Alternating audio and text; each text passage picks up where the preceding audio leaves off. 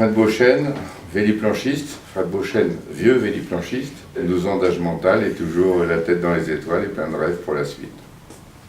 Bercy, c'est magique parce que j'y suis entré subrepticement par une toute petite porte. J'ai ouvert mon magazine et j'ai dit voilà, on va faire ça.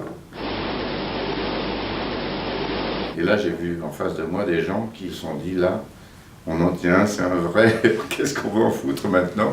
Revenez avec un ventilateur et puis on verra à ce moment-là ce qu'on fera. Donc on a commencé à travailler sérieusement. On a réussi à définir 2 ou 3 fabricants de ventilateurs qui notamment construisaient des énormes ventilos pour les souterrains, pour les parkings, etc. Et on est revenu à Bercy.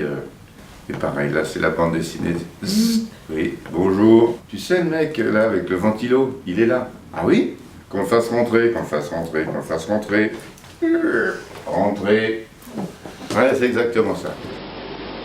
Le Palais des Sports de Paris a été transformé en piscine par Frédéric Beauchesne. Les meilleurs de la Coupe du Monde qui seront là, Robin Hache, Robert Théo, Nathalie Lelièvre, puissent faire un vrai championnat car l'objectif c'est d'en faire un circuit indoor. 3 jours de travail, 2 millions de litres d'eau, sans oublier les 30 ventilateurs, vitesse du vent en milieu de bassin, 60 km/h. Le matin, les coureurs sont venus, notamment le dieu de la planche à voile qui était Robin Hache. Puis il a fait 1 ou 2 tours, pas très spectaculaire, et puis après il est venu me voir en disant je suis désolé, mais pour moi la planche à voile c'est le grand air, etc. Je me sens pas bien là-dedans. Et j'ai eu le courage de dire, un peu tendu quand même, car j'avais dit qu'il y avait tout le monde qui avait Robin Hache, ben écoute, c'est pas grave, salut mon vieux, et nous on va continuer sans toi. Et en fait le soir à 18 h, il est venu dans le bureau de la production en disant j'ai réfléchi, finalement je vais bien le faire.